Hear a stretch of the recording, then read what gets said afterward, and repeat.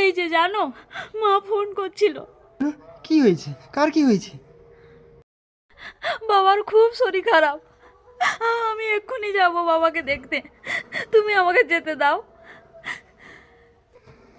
সুস্মিতা, 3 মাস আগে তুমি 1 সপ্তাহ থেকে এসেছো, আবার বলছো বাবা বাড়িতে যাবে। শরীর খারাপ মানুষের হতেই পারে, যেতে হবে না তোমাকে। তখন বাবা অসুস্থ ছিল না, বাবা এখন অসুস্থ। প্লিজ আমাকে যেতে দাও, আমি একবার দেখেই চলে আসবো। সুস্মিতা, আমি না তো বলেছি, চলে যাও চলে যাও বলছি। বাবা অসুস্থ, বিছান থেকে উঠতে পারছে না। আর তুমি এতটাই নিষ্ঠুর যে তার মেয়েকে তার বাবার কাছে যেতে দিচ্ছ না। কেমন মানুষ তুমি? বেশ, তুমি যখন এত করেই বলছো, তাহলে আজকে যাবে, বিকেলে চলে আসবে। হ্যাঁ হ্যাঁ ঠিক আছে, আমি বিকেলেই চলে আসবো। 3 মাস আগে আমি দেখে এসেছি, বাবা ঠিকই ছিল। আজ আমার বাবার কি হয়ে গেল? আমাকে তাড়াতাড়ি যেতে হবে। আচ্ছা, তুমি তো এক্ষুনি যাবে নাকি? এমন কি হয়েছে তোমার বাবা যে তুমি ওভাবে ভেঙে পড়ছো? সত্যি বাবা, চলে যাও তো, তাড়াতাড়ি চলে যাও। ভালো লাগছে না তোমার এই সমস্ত নাটক দেখে আমার। বাবাটা তো তোমার নয়, বাবাটা আমার, তাই তো তুমি ওই কথাগুলো বলতে পারছো। আসছি আমি। হ্যাঁ হ্যাঁ, চলে যাও। বিকেল হয়ে গেল, এখন আসার নাম করেনি। আজ বাড়ি আসবে তো?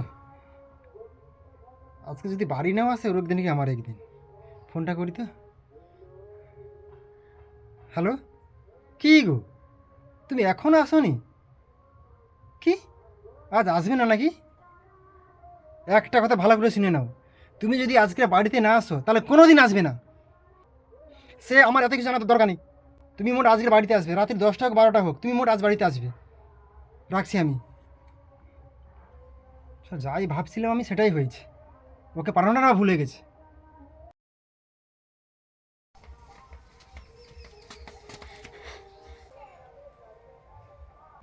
তুমি ওভাবে আমার দিকে তাকিয়ে আছো কেন? তোমার কবে আসা কথা ছিল? বাবার শরীরটা অনেকটাই খারাপ ছিল, তাই আমি রাত্রে থেকে গেছি। তুমি আমাকে ঘরে ঢুকতে দাও। তোমাকে আমি ভালোভাবেই বলে দিয়েছিলাম যে কাল যদি বাড়িতে আসো তাহলে বাড়িতে তোমার স্থান হবে, আদারওয়াইজ হবে না। কোনো কথা নেই তোমার সাথে আমার আর, বেরিয়ে যাও। আচ্ছা, আমি কি ইচ্ছে করে থেকে গিয়েছি গো? ইচ্ছে করে থেকে গিয়েছি? বাবার শরীরটা কাল খুব খারাপ হয়ে গিয়েছিল। তুমি আমাকে জিজ্ঞেস করবে কি যে বাবা কেমন আছে, আর তা না জিজ্ঞেস করে তুমি আমার কাছে কৈফিয়ত চাইছো, কৈফিয়ত চাইছো। তোমার মধ্যে কি একটু মানবিকতা নেই গো? একটুও মানবিকতা নেই? না নেই সুস্মিতা, না নেই, আমার মধ্যে ন্যূনতম মানবিকতা নেই। তুমি সেটা ভালোভাবেই জানো। তুমি আমাকে কথা দিয়ে গিয়েছিলে যে আমি কাল বিকেলে চলে আসবো, আর তা না হয় তুমি তার পরের দিন আসছো। ছি, তোমার লজ্জা থাকা উচিত, লজ্জা থাকা উচিত। চলে যাও, তুমি তুমি বাড়িতে প্রবেশ করবে না।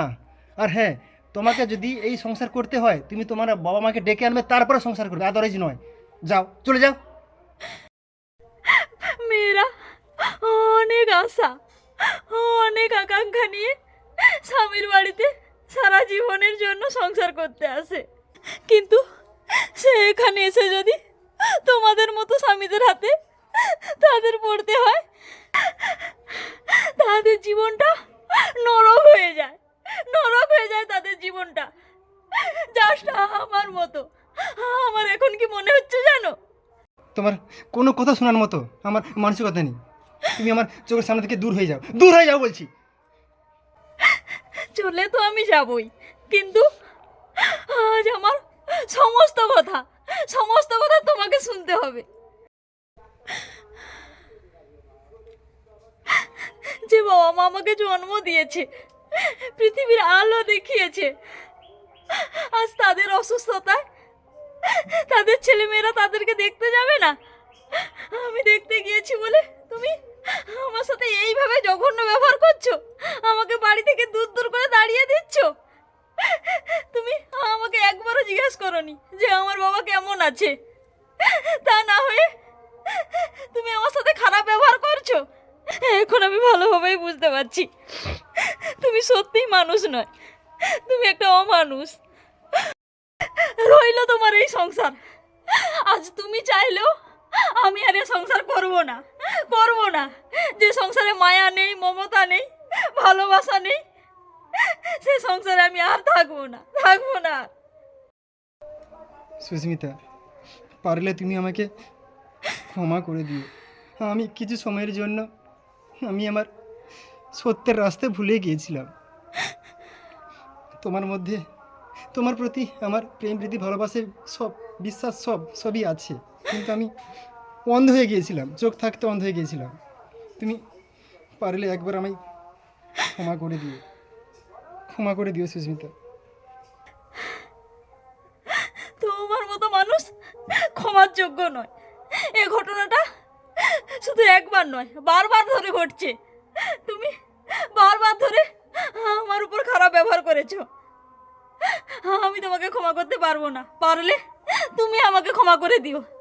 আমি চলে যাচ্ছি, চলে যাচ্ছি আমি। চলে যাও সুস্মিতা, চলে যাও। আমার যখন ভুল ভাঙেনি, আমি যখন অন্ধকারের মধ্যে ছিলাম, তখন তুমি আমার পাশে ছিলে।